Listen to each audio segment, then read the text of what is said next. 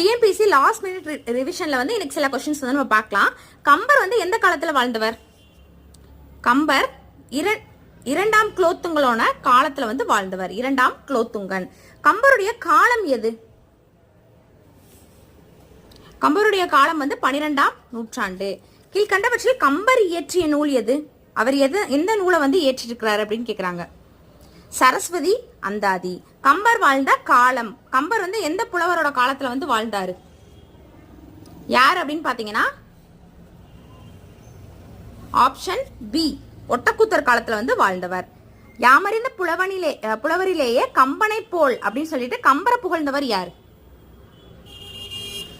யாரு? பாரதியார். வால்மீகியின் எந்த காண்டத்துல வந்து கம்பர் தம் காவியத்துல வந்து படைக்கல? எந்த காண்டம்? உத்தரகாண்டம்.